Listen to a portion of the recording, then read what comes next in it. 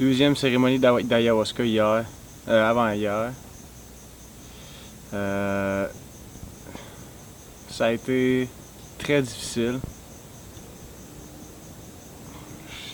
Je me suis fait montrer à quel point j'ai pu être égoïste dans ma vie.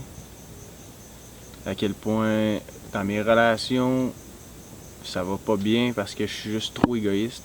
Je pense pas assez aux autres, je prends pas assez soin des autres. Puis je vois pas qu'est-ce qu'on fait pour moi assez.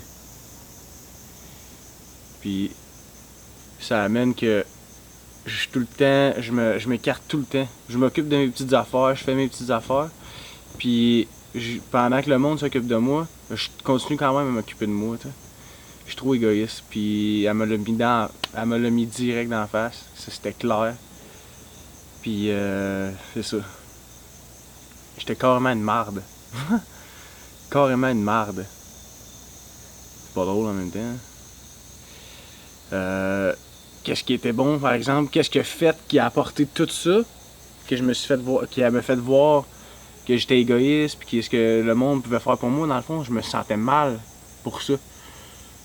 J'ai carrément eu une connexion avec mon cœur, avec ma personne, une vraie connexion d'émotion. Je me sentais moi enfin, puis je parlais avec mon cœur, ce que je n'ai pas fait depuis des années. Des années que je suis venu pour cette raison-là, justement, pour connecter avec mon cœur. Je sais pas si c'est celle-là que je vais mettre, là, mais il y a une vidéo que je dis que ma tête et mon cœur sont carrément séparés, que je sens plus mon cœur. Ben là, je l'ai senti avant hier. Je me suis vraiment reconnecté avec ma source. Puis ça a fait du bien. Ça a fait du bien en même temps que ça m'a fait de la peine. Parce que j'ai réalisé qu'il y avait beaucoup de monde alentour de moi donc, que je prenais pas assez soin, que je pouvais prendre, prendre comme acquis. Puis ça fait du mal autour de moi, puis ça fait du mal aux autres. Puis ça fait que les relations sont pas. On n'est pas proches de l'un de l'autre parce qu'on s'occupe pas assez de l'un de l'autre. J'aurais dû donner plus, avoir plus de gratitude envers ce qu'on m'a donné. Au lieu de tout le temps avoir plus, puis de tout le temps. Ouais, c'est ça. Fait que ça n'a pas été facile comme deuxième cérémonie. J'ai pas eu de vision. Ça travaille, moi, ça me travaille dans les émotions, ça me travaille au cœur, ce que j'ai besoin justement. Je suis venu ici pour ça. Fait que beaucoup de pleurs, beaucoup de sourires en même temps. Ça débloque des sentiments. Je me rends compte que je suis très à la défensive, bloqué. Ça m'aide à m'ouvrir, à me prendre conscience, à prendre des réalisations que j'ai besoin de savoir pour pouvoir évoluer. Puis hier, on a eu une... Non, je vais refaire ça sur une autre vidéo.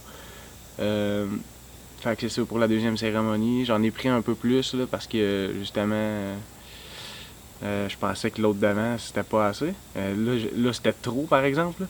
Ça a duré longtemps, 2 heures dans mon lit. Je pensais beaucoup de réalisations sur ce que j'ai fait dans mon passé, comment j'ai pu mal me traiter. Fait que c'est ça, là. C'est pas facile, c'est fatigant. La journée d'avant, on avait fait une cérémonie de San Pedro. Ça a duré 14 heures de temps. C'est vraiment une expérience qui t'ouvre le cœur.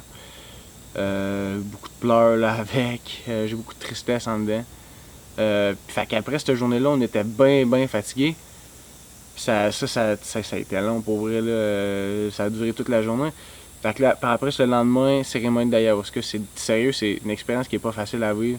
C'est une expérience qui est drain, qui est fatigante, mais je pense qu'à la fin, ça va apporter du changement.